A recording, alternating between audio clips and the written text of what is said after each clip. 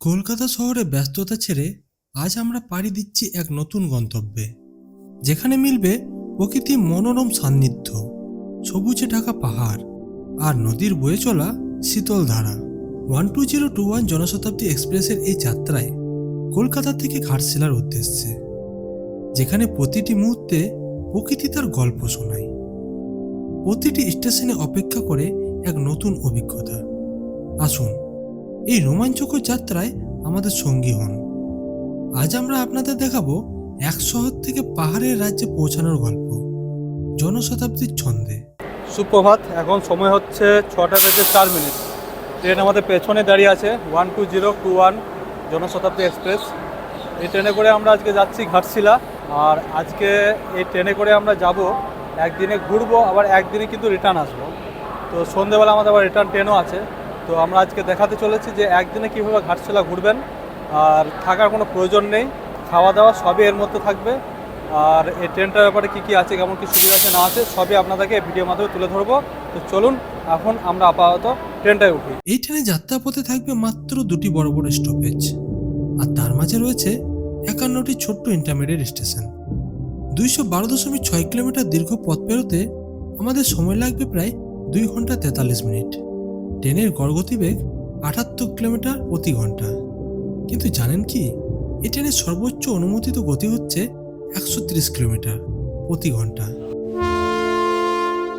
ট্রেনের হর্ন একবার বেজে উঠল, আর ঠিক 6:25 মাত্র 5 মিনিট দেরিতে 12021 জনশতাব্দী এক্সপ্রেস ধীরে ধীরে বেরিয়ে পড়ল হাওড়া স্টেশন থেকে। শুরু হলো আমাদের যাত্রা এক শহর থেকে পাহাড়ের দেশে। ট্রেনের রেক হলো এলএচবি, যার বিশেষত্ব হলো এই ট্রেন যাত্রাকে আরও মসৃণ করে তোলে। তবে একটা বিষয় মনে রাখতে হবে, এই ট্রেনে কোনো প্যান্ট্রি কার নেই, কিন্তু চিন্তার কোনো কারণ নেই। ট্রেনে অনবোর্ড ক্যাটারিং ও ই ক্যাটারিং দুটোরই সুবিধা রয়েছে।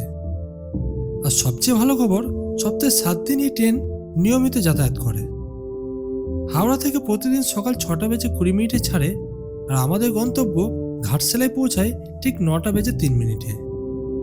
এই ট্রেনের ভেতর প্রথমেই যে ব্যাপারটা নজরে আসে তা হলো পরিষ্কার পরিচ্ছন্নতার বিষয়টি, যা যথেষ্ট ভালোভাবে বজায় রাখা হয়েছে।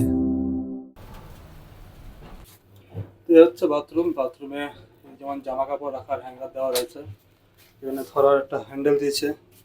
আর ইন্ডিয়ান আছে, পাশেরটা হয়তো পাশেরটা নেই, মানে প্রতিটা কামরাতে 3টে করে বাথরুম আছে।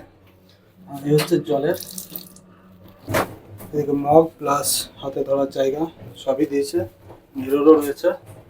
মোটামুটি ঠিকই আছে, ছোটোর মধ্যে নিট অ্যান্ড ক্লিন।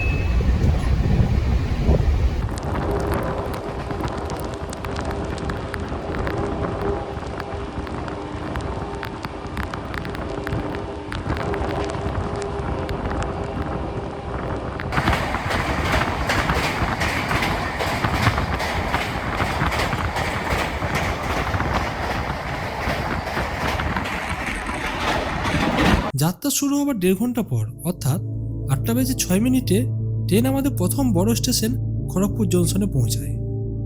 তবে 2 মিনিটের জন্য যাত্রা বিরতি। ট্রেনটা 1 নম্বর প্ল্যাটফর্মে থামে, আর আমরা খেয়াল করি নির্ধারিত সময় থেকে মাত্র 13 মিনিট দেরিতে এখানে এসে পৌঁছেছে। খড়গপুরের পর আমাদের স্টেশন হলো ঝাড়গ্রাম, আর মাঝখানে রয়েছে 6টি ইন্টারমিডিয়েট স্টেশন।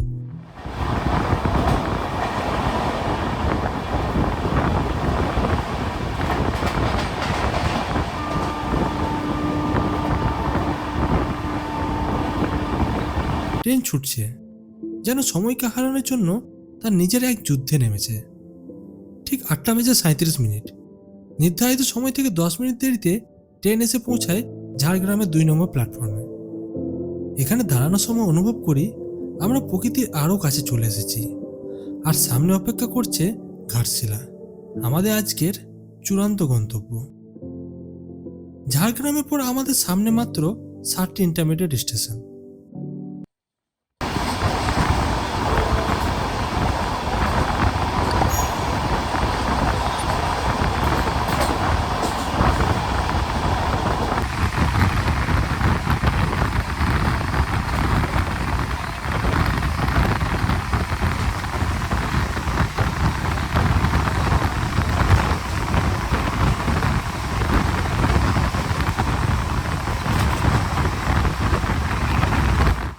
প্রায় শেষ দিকে এসে নির্ধারিত সময় থেকে 15 মিনিট দেরিতে ট্রেন অবশেষে এসে পৌঁছালো সে কাঙ্ক্ষিত স্থান ঘাটশিলায়। একটা দীর্ঘ নিঃশ্বাস নিয়ে ট্রেন থেকে নামলাম। এবার শুরু হতে চলেছে আমাদের ঘাটশিলার প্রকৃতি, পাহাড় আর নদীর সান্নিধ্যে এক নতুন অভিজ্ঞতা। ঘাটশিলায় এসে আমাদের যাত্রার শুরুটা ছিল এখান থেকে। এখানে রয়েছে বিভিন্ন পয়েন্টে যাবার নির্দিষ্ট ভাড়ার তালিকা, কিন্তু আমরা বেছে নিয়েছিলাম মিক্স পয়েন্ট, যেখানে বিভিন্ন দর্শনীয় স্থান একসাথে ঘুরে দেখা যায়। আমাদের খরচ পড়েছিল 1000 টাকা, তবে মনে রাখবেন সময় আর সিজনের উপর ভিত্তি করে ভাড়া ওঠানামা করে। এই যাত্রার প্রথম গন্তব্য বিভূতিভূষণ বন্দ্যোপাধ্যায়ের বাড়ি গৌরীকুঞ্জ। সকাল 9টা থেকে দুপুর 1টা এবং বিকেল 3টে থেকে 5:30 পর্যন্ত খোলা থাকে, যেখানে আজও বেঁচে আছে বাঙালির প্রিয় সাহিত্যিকের স্মৃতি। এই মূর্তি বিভূতিভূষণ বন্দ্যোপাধ্যায়ের। তিনি জন্মেছিলেন 1894 সালের 12ই সেপ্টেম্বর আর মৃত্যু হয় 1950 সালের 1 নভেম্বর। এটা সেই গাছের গুড়ি যেটা বিভূতিভূষণ বন্দ্যোপাধ্যায়ের ভাই নিজে হাতে লাগিয়েছিলেন। একটা বিশাল আম গাছ ছিল এটি। এখন গাছটি মারা যাওয়ার কারণে কেটে ফেলা হয়েছে। বাড়ির চারিদিকে দেওয়ালে হাতে আঁকা চিত্রের মাধ্যমে বিভূতিভূষণ বন্দ্যোপাধ্যায়ের জীবনের বিভিন্ন অধ্যায় ফুটে উঠেছে। আজও এই বাড়ি বাচ্চাদের পাঠশালা হিসেবে ব্যবহার করা হয়। তো আমরা এখন আছি গৌরীকুঞ্জতে। বিভূতিভূষণ বন্দ্যোপাধ্যায় যে প্রথম স্ত্রী ছিলেন তার নামে এই বাড়ি তৈরি করা হয়েছিল। তো বিভূতিভূষণ বন্দ্যোপাধ্যায় তার শেষ জীবনটা কিন্তু এখানেই পে করেছিলেন এবং তার শেষ লিখনী যেগুলো ছিল সেগুলো কিন্তু এখানে রয়ে গেছে।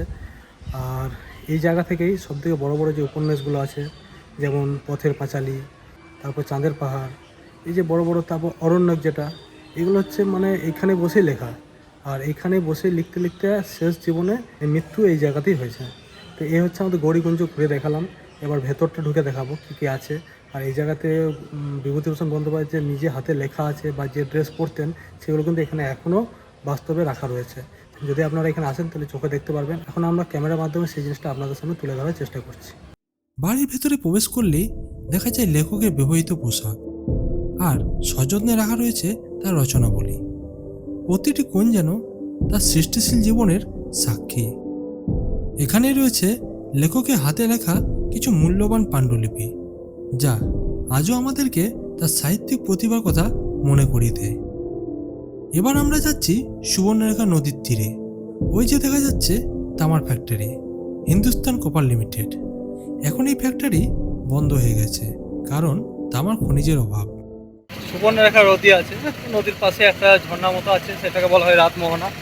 তো সেটা একটা ঘটনা আছে, বলবো ওখানে গিয়ে। আপাতত সেদিকে যাচ্ছি, দেখা হচ্ছে সেখানে।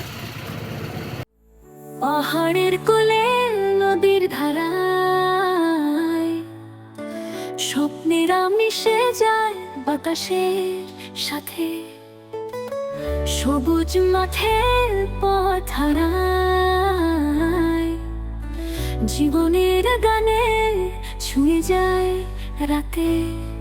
এই পথের গল্প মায়ার ছোঁয়া,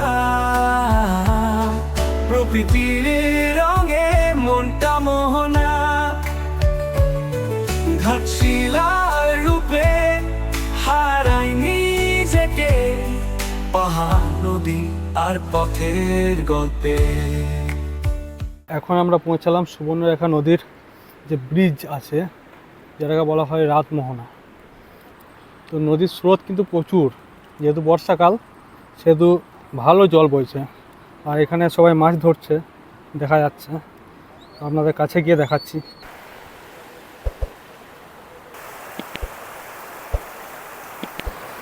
অসাধারণ জলের স্রোত, অজব কায়দায় মাছ ধরা হচ্ছে এখানে।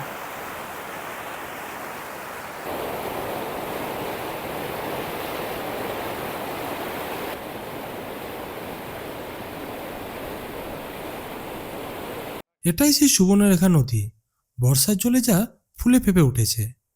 নদীর গর্জনে চারপাশ ভরে গেছে, আর দেখা যাচ্ছে লোকজনের নানান কায়দায় মাছ ধরা, হয়তো বিক্রির জন্য, না হয় বাড়ির জন্য। এই ছিল সুবর্ণরেখা নদী, আর এর পাশ দিয়ে চলে যাচ্ছে রাতমোহনা যে ঝর্ণা।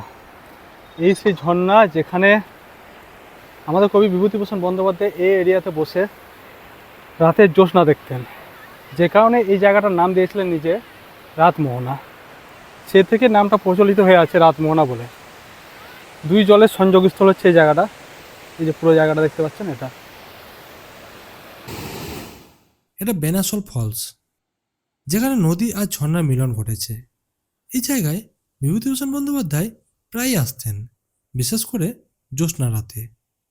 তিনি এই জায়গার নাম দিয়েছিলেন রাতমোহনা। এখানকার পরিবেশ ছিল তার কাছে খুবই প্রিয়। জ্যোৎস্না রাতের অভিজ্ঞতা তাকে বহু রচনা অনুপ্রেরণা জুগিয়েছে।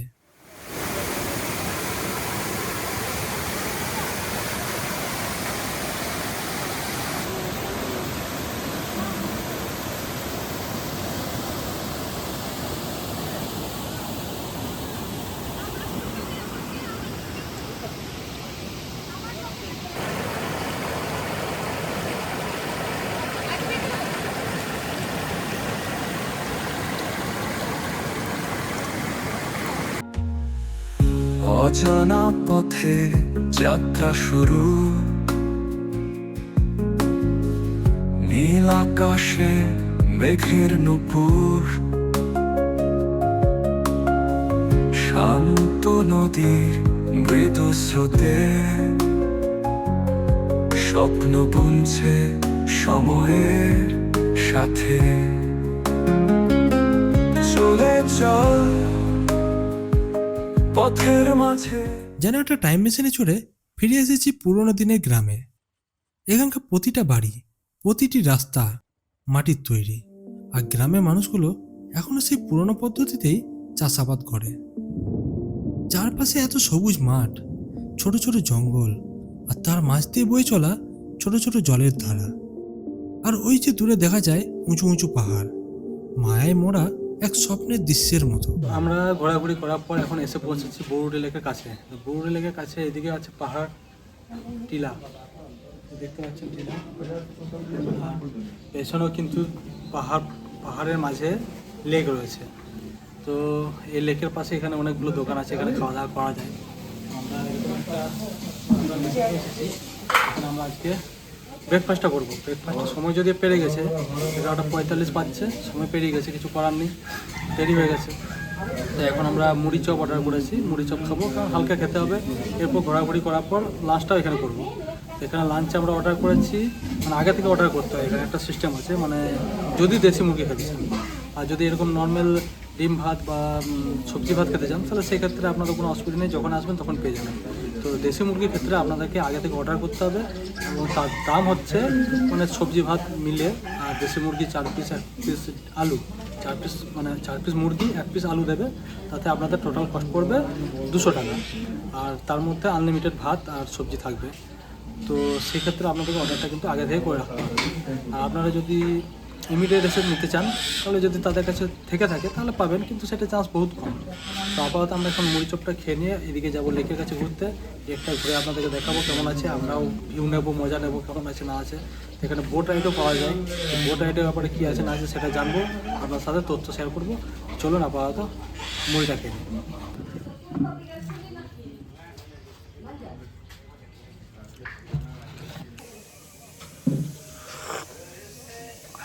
চা খাওয়া দাওয়ার পর এবার নেমে চললাম বুরুডি লেকের দিকে। তো বুরুডি লেকটা সামনে থেকে দেখি কেমন লাগছে। আর এখানে বোটিংয়ের অপশান রয়েছে, নিচে গিয়ে আপনারা বোটিং করতে পারেন। এই যে বোটিংয়ের অপশান। তো আজকে রোদ প্রচুর আছে, 2 দিন প্রচণ্ড বৃষ্টি হয়েছে। 2 দিন বৃষ্টি হওয়ার পর আজকে গরমটা মনে হচ্ছে বেশি লাগছে। তো এই রোদ্রেবেলা বোটিং করার ইচ্ছাটা নেই, তবুও যাই দেখি। বুরুডি লেক, কি বলবো এই জায়গার সৌন্দর্য নিয়ে। চারিদিকে পাহাড়ে ঘেরা, আর তার মাঝখানে এমন এক বিশাল দিঘি, দেখে যেন মনে হয় কোনো ওয়ালপেপারের সামনে দাঁড়িয়ে আছি। প্রকৃতির এই অপূর্ব রূপ ভাষায় প্রকাশ করার মতো নয়।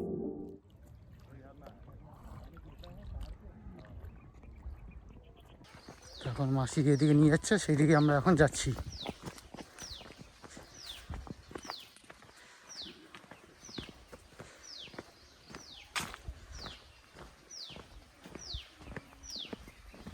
এখানে একটা ক্যানেল টাইপের রয়েছে, এখানে একটু সেতু মতোই করা রয়েছে।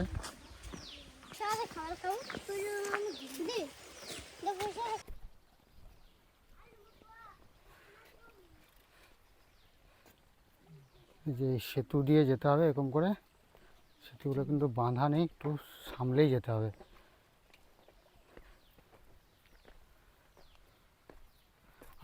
আপনারা কতজন থাকেন এখানে? তো এখন আমরা ধারাগিরি যে ওয়াটারফলস আছে সেটা দেখতে এসেছি।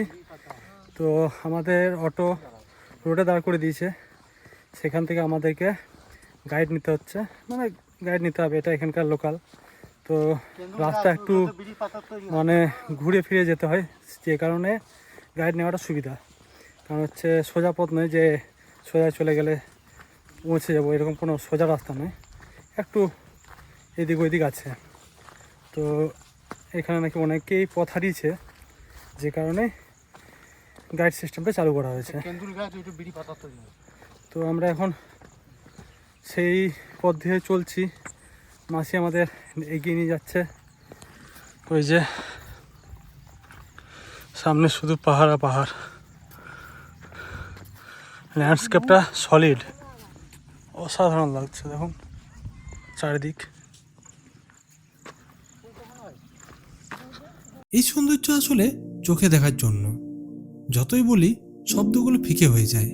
তাই আপনাদেরকে আমন্ত্রণ জানাচ্ছি, আপনারা নিজেদের চোখে দেখে উপভোগ করুন এই দৃশ্য।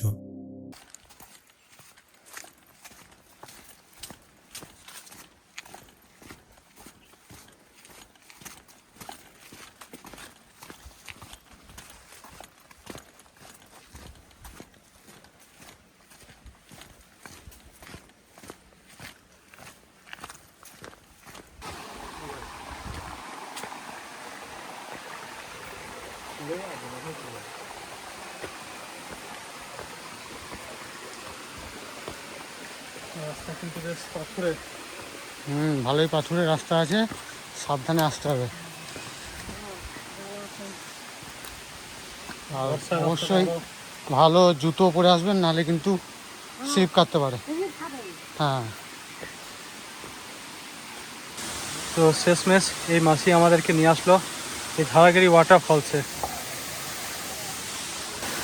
তো ধারাগিরি ওয়াটারফলসের ভিউটা কিন্তু অসাধারণ, চারিদিক থেকে পুরোপুরি গাছে ঘিরে নিয়েছে, পাহাড় দুই দিক দিয়ে উপরে উঠছে, একবার দেখুন গাছ, অসাধারণ। এই ভিউতে মানে সূর্যের আলো হয়তো ছিটে ফোটা পড়ছে, যেটুকু পড়ছে পাতার ফাঁক দিয়ে, তাছাড়া এক ফোঁটা আলো নেই, পুরোটাই ওই যে পাতার ছলকানিতে বা হালকা আলো ছটা পড়ছে সেইটুকুতেই আলো হয়ে আছে। আর এই জায়গাটায় যে আমাদের ঝর্ণাটা আছে, ঝর্ণার কিন্তু নর্মালি এরকম টাইম আসে এতটা ফোর্স থাকে না, বা বর্ষাকাল বলে প্রচণ্ড বেগে কিন্তু জল পড়ছে। তো আমরা আপাতত এই জায়গাটা এনজয় করি, আর কিছু সিনেমেটিক শট নিই, সেটা আপনাদেরকে তুলে দেখাবো। অজানা পথে যাত্রা শুরু, নীল আকাশে মেঘের নূপুর, শান্ত নদীর মৃদু স্রোতে, স্বপ্ন বুনছে সময়ের সাথে। চলে চল পথের মাঝে, জীবন খুঁজে এই সাজে, পাহাড় নদী বনের ঘেরা, যাত্রা মানে আনন্দের সারা। সবুজ ঘাসে পায়ের ধ্বনি, আলো ছোঁয় মেঘের ছায়া ঢুলে, দূর দূরান্তের ডাক শুনে মনটাও চাই হাসতে কোন খোঁজে। অজানা পথে আজও ডাকি, আলো আধারে খেলায় থাকি।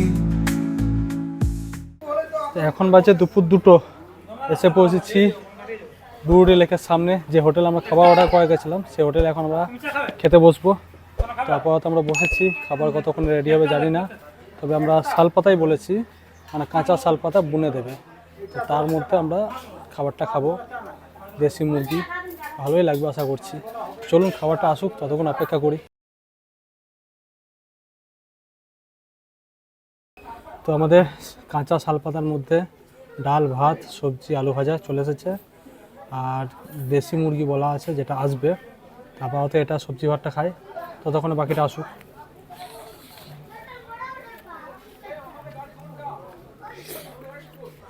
তো এই হচ্ছে আমাদের দেশি চিকেন, চলে এসেছে। দেখুন 4 পিস রয়েছে, 3-4 পিস মতো। একটা আলু দিয়েছে, আর ভাতটা তো খাচ্ছিলাম, এবার ঝোলটা একটু মাখিয়ে দেখি।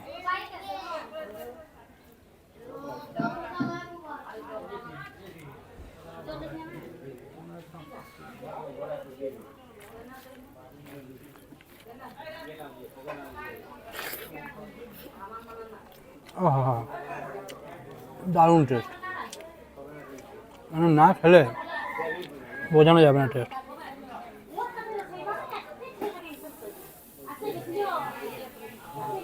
কি সুন্দর সিদ্ধ হয়েছে।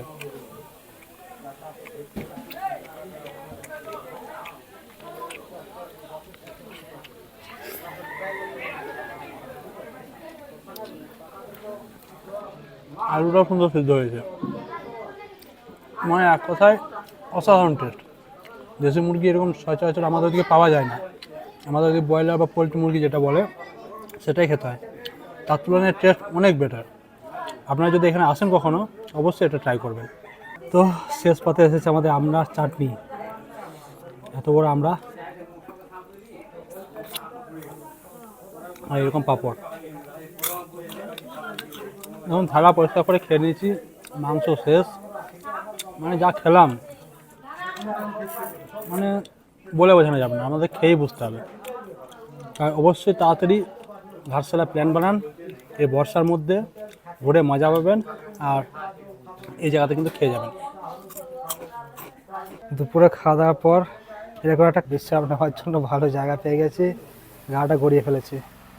মানে খাওয়া দাওয়ার পর যে একটা জায়গা পাওয়া যায়, আর ঝিলের পার, ঝিলটা না দিঘির পার, সুন্দর হাওয়া বইছে, অসাধারণ লাগছে, মনে হচ্ছে এখানে ঘুমিয়ে পড়বো। এখনও 2টো জায়গায় ঘুরতে যাওয়ার আছে, তো পেমেন্টটা হয়ে গেলে আমরা বেরিয়ে পড়বো। বাকি 2টো জায়গায় ঘুরে নিয়ে আমরা এবার সোজা চলে যাবো স্টেশন থেকে আজকে রিটার্ন। মানে টোটাল 6টা জায়গা আজকে আপনাদেরকে ঘুরে দেখাচ্ছি একটা ভিডিওর মাধ্যমে। তো আমরা এখানে খাবার দাবার সব খেয়ে নিলাম। তো খাবার দাবার বলতে চিকেন ভাত তো বললাম, চিকেন হচ্ছে 150 টাকা, ভাত 50 টাকা, আর ডিম কত নেন তাহলে 70 টাকা, কারি হলে 70 টাকা, কারি হলে 70 টাকা, আমলেট হলে 65 টাকা, অমলেট হলে 65 টাকা, আর মাছ মাছ হলে 100 টাকা। 100 টাকা। হ্যাঁ আচ্ছা, সবাই মাছ কি মাছ আছে, হ্যাঁ, কি ধরনের মাছ, মানে কি মাছ? রুই মাছ, এখানে লেকের মাছ, তাজা মাছ, আচ্ছা, এই লেকের রুই মাছ। তাজা রুই মাছ। একদম তাজা মাছ। আচ্ছা, বাহ। আর সাথে এখানকার এই শালপাতা দিয়ে বুনে হ্যাঁ, দিচ্ছে। কাঁচা শাল পাতা তো পাহাড়ের থেকে তুলে নিয়ে আসে, তারপর সেলাই করে খাতে দেওয়া হয়। আচ্ছা, মানে পাহাড় থেকে তুলে নিয়ে এসে সেলাই করে হ্যাঁ, দিচ্ছে। সেলাই করতে তো হবে, তুলে নিয়ে আসতে হয়। বাহ। আর এখানে মাটি উনুনে রান্না হচ্ছে বেশ হ্যাঁ, সুন্দর। এই তো কাঠের আছে রান্না। আমরা চাই নিয়ে ক্যামেরা যা যা ভিতর ঢুকে যাবে, কোনো অসুবিধা নেই। এখানে শালপাতা এইভাবে বুনছে, ঠিক আছে, এইভাবে বুনে আপনাদেরকে দেওয়া হবে। আর যখন এই কাঠের ইয়েতে রান্না হচ্ছে, কি নাম দেবো? কাঠের উঁচুতে রান্না হচ্ছে। তো এখানে আপনারা চা থেকে শুরু করে, ব্রেকফাস্ট থেকে শুরু করে, মধ্যাহ্ন ভোজন এবং কি রাতের খাবার সমস্ত কিছু এখানে পেয়ে যাবেন যদি চান। তো সমস্ত কিছু এখানে আপনাদের মধ্যে রয়েছে, কোনো অসুবিধা নেই। অবশ্যই এখানে আসলে একবার খাবারটা ট্রাই করবেন, অবশ্যই খুব সুন্দর খাবার। আর ঘুগনি, মুড়ি, আলুর চপ, ডিমের টোস্ট, হ্যাঁ, সব। সমস্ত কিছু একদম। মানে সকালে ব্রেকফাস্ট থেকে রাতে খাবার অবধি। হ্যাঁ, সকালে হয়, এবার রাত্রেও খাবার হয়। ঘুগনি করেন নাকি? হ্যাঁ, ঘুগনি হয়। আচ্ছা, ঘুগনিও হয়, বাহ। তাহলে ঘুগনি মুড়ি বা ঘুগনি পাউরুটি যা ইচ্ছা আপনারা খেতে পারেন। আচ্ছা, ঘুগনি ঘুগনি পুরি, বাহ, সবই খেতে খেতে পারেন। কার্তিক কাজল হোটেল বলি। কার্তিক কাজল হোটেল। হ্যাঁ, আমার বোন কাজল, আমার নাম কার্তিক। আচ্ছা, বুরুডি ড্যাম, কার্তিক কাজল হোটেল। 9693425981। তো এই নাম্বারে ফোন, যদি আপনাদের আসতে দেরি হয় এই নাম্বারে ফোন করেও জানিয়ে দেবেন যে আমরা এতজন আসছি, খাবার দাবার করবো, আপনারা খাবার তৈরি করে রেখে দেবেন। হ্যাঁ বলবেন তুরন্ত করে। হ্যাঁ, আপনারা শুধু বলে দেবেন কতজন আসছেন এবং কি খাবেন, সেটা মোটামুটি 1 থেকে 2 ঘন্টা আগে বলে দেবেন, হ্যাঁ তাই তো? তাহলে তো তুরন্ত হয়ে যাবে। তাহলে তুরন্ত হয়ে যাবে, ঠিক আছে। তো এই হচ্ছে ব্যাপার। আর আমাদের এই যে অটো দাদা, কী নাম বললেন আপনার? আমার নাম হলো মুজাফফর। এই দাদা খুবই ভদ্র নম্র, আমাদের খুব সুন্দরভাবে ঘোরাচ্ছেন এখনও অবধি। তো আপনারা যদি আসেন অবশ্যই এনার অটোটা করতে পারেন। তো আপনার ফোন নাম্বারটা বলে দিন একটু। আমার ফোন নাম্বার হলো আপনার 7870878986, আর একটা নাম্বার হলো 7909069298। তো এই নাম্বারে আপনারা যদি এখানে আসেন অবশ্যই এই নাম্বারে যোগাযোগ করে নেবেন। এই দাদা থাকবে, অবশ্যই আপনাদের খুবই ভালোভাবে ঘোরাবে, এটা আমি আশ্বস্ত করতে পারি। কারণ অতিরিক্ত ভদ্র নম্র এবং খুব ভালোভাবে ঘোরাচ্ছেন আমাদের। ব্যবহারের দিক থেকে একদম আপনাদের কোনোরকম কোনো ত্রুটি রাখবে না, এটুকু আমি বলতে পারি। তো চলুন এরপর আমরা কোথায় যাবো? চিত্রকূট। পুরো ফুলডুঙ্গি টিলা যাবো। আচ্ছা, ফুলডুঙ্গরি টিলা। তো এরপর আমরা যাবো ফুলডুঙ্গরির টিলা।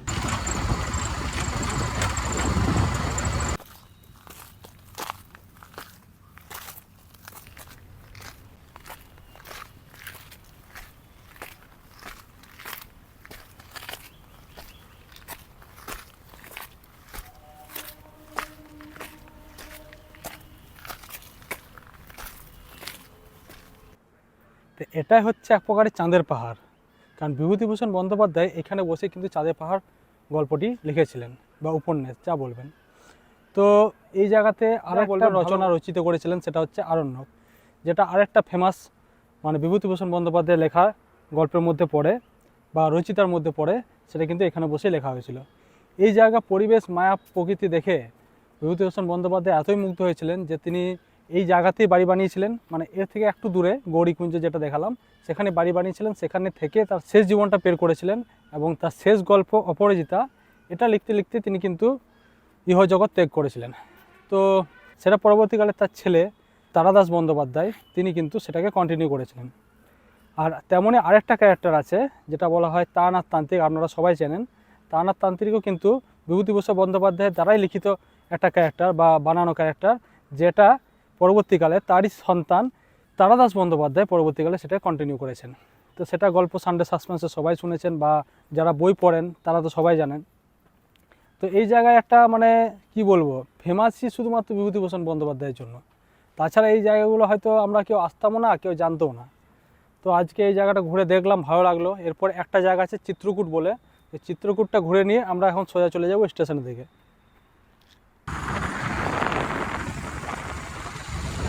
তো এখন আমরা উঠছি চিত্রকূট পাহাড়ে। চিত্রকূট পাহাড়ে একটু চড়ি আছে, মানে খুব বেশি নেই, জাস্ট কয়েকটা স্টেপ এরকম। আর এইগুলো পাহাড়ের মধ্যে অনেক রকিং। এখন এই জায়গাটা দেখে নিই একটু ভালো করে। এটা হচ্ছে চিত্রকূটে মহাদেবের মন্দির, এখন বন্ধ রয়েছে, তালা মারা রয়েছে। তখন ওই পাথরগুলোতে মহাদেব এবং বজরংবলী সবার কিন্তু চিত্র অঙ্কন করা রয়েছে।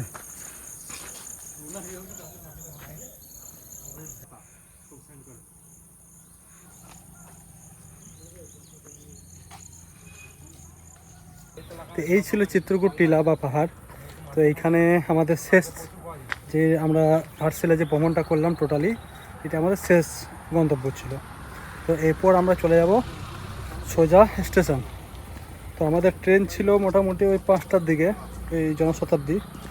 তো এখন ওটা আমাদের SMS এসেছে 1 ঘন্টা লেট হবে। তো মোটামুটি আশা করছি ওই 6টার দিকে হয়তো ট্রেনটা ঢুকবে। আর এখন সময় হচ্ছে 4টা 15। তো ততক্ষণ আমাদের অপেক্ষা করতে হবে, কিছু করার নেই। দেখা যাক 1.5 ঘন্টা বা 2 ঘন্টা কী করি। এটাই আমাদের ঘাটশিলারও শেষ মানে ডেস্টিনেশন ছিল, যেটা আমরা ঘুরে নিলাম। এরপর আমরা সোজা চলে যাব স্টেশন থেকে আমরা এবার সোজা হাওড়া। মানে টোটাল আমাদের যা জার্নি ছিল সেটা কিন্তু কমপ্লিট হয়ে গেল একদিনের ভেতরে। এটা হচ্ছে রঙ্কনী দেবী মন্দির।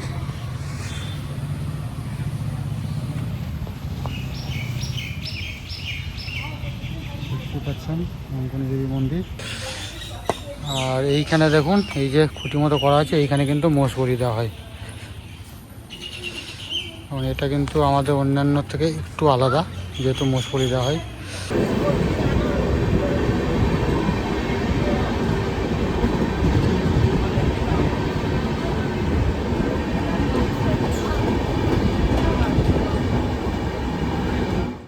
পুরো যাত্রা সত্যি অসাধারণ ছিল, কিন্তু বাড়ি ফেরার পথে একটু হতাশা হতে হয়েছিল। প্রায় 2 থেকে 2.5 ঘন্টা অপেক্ষা করতে হয়েছিল স্টেশনে। ট্রেন যখন হাওড়ায় পৌঁছালো তখন রাত প্রায় 1:20 যদিও ট্রেনের সময় ছিল রাত 9টা। সেই অপেক্ষা যেন আমাদের এক নতুন অভিজ্ঞতা হয়ে থাকলো। তবুও এই পুরো যাত্রা আমাদের মনে থাকবে তার অসাধারণ সৌন্দর্য আর যাত্রা প্রতিটি মুহূর্তে জমে থাকা স্মৃতি। আজকের এই যাত্রা এখানেই শেষ।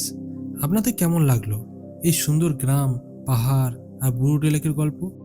কমেন্ট করে জানাবেন। যদি এই ভ্রমণ আপনাদের ভালো লেগে থাকে তবে লাইক, শেয়ার, সাবস্ক্রাইব করতে অবশ্যই ভুলবেন না। আপনাদের সাপোর্ট আমাদের আরও অনেক সুন্দর জায়গায় নিয়ে যেতে সাহায্য করবে। তাহলে দেখা হচ্ছে পরের ভিডিওতে নতুন গন্তব্যে নতুন অভিজ্ঞতা নিয়ে।